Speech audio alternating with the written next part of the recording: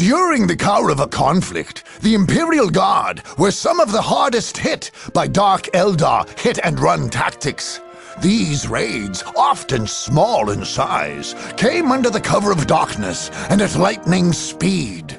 Often, the guardsmen on duty would not have returned a single shot before the Dark Eldar ships were speeding away, laden down with captives and other spoils. The Dark Eldar penchant for speed, fear, and striking from the shadows served them poorly. However, when they found the 252nd Conservator Regiment pounding on their door, no amount of running or hiding could save them. The Imperial Guard swept over the Blackheart Cabal's compound on the moon of Lacune, crushing everything under its mighty martial treads.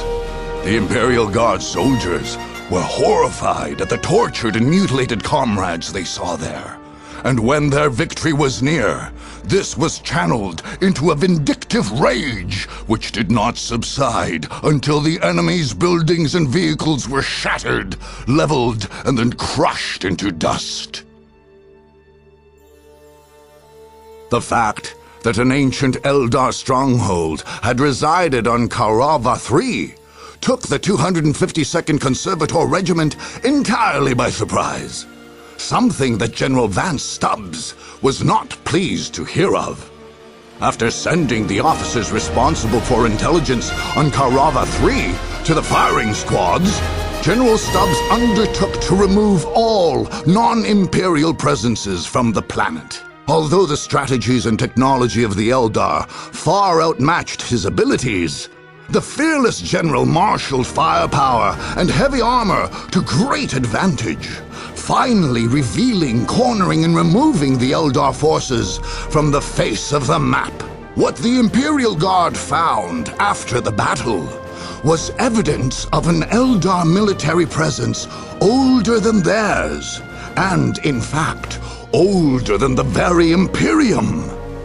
General Stubbs paused only a moment to wonder at this, before ordering nearly all of the Eldar structures and artifacts summarily destroyed. In Stubbs' mind, Kaurava III was a waste planet, good for mining a few necessary military installations, and no more. The upper wastes would make a finer low-grade outpost for the Imperial Guard. General Vance Stubbs' heroic conquest of the Nanyanoi moonbase meant the end of any true Tau threat to the Kaurava system. In fact, the breach of their technologically advanced fortress and the death of their ethereal rendered the Kaurava conflict a bitter memory to the Tau. It would be centuries before the Tau would again consider any attempt to expand into Kaurava. Before the troops, General Stubbs showed disdain for the impressive Tau fortifications and battlements. Even if the outpost had sustained little damage in the assault, it would be unbecoming of pious servants of the Imperium to show too much interest in alien and heretical technology. More quietly, however, Stubbs had many Tau artifacts and weapons secreted to Segmentum Command, knowing well that he could curry favor among his superiors if their study should reveal new insights into Tau military function. While his men celebrated, looted, and vandalized the Xenos stores, General Stubbs smiled to think of the progress he was making on an undeniably ambitious career path. Had the 252nd Conservator Regiment, under its former commanders, ever taken their census and survey duty seriously, the ancient Necron stronghold of Kaurava III would probably have been awakened hundreds of years prior to the Kaurava conflict.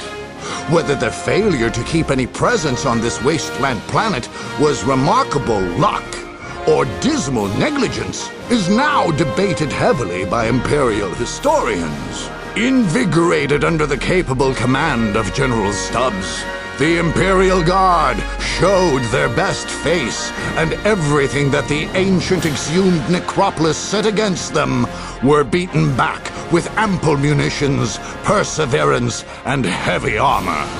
Adapting the example set in the War of Cronus, General Vance Stubbs had cargo loads of bombs shipped to the Emosan Plains, and every inch of possible Necron catacomb was subject to multiple detonations. Following the victory, Stubbs forbade any future Imperial surveys of Kaurava III.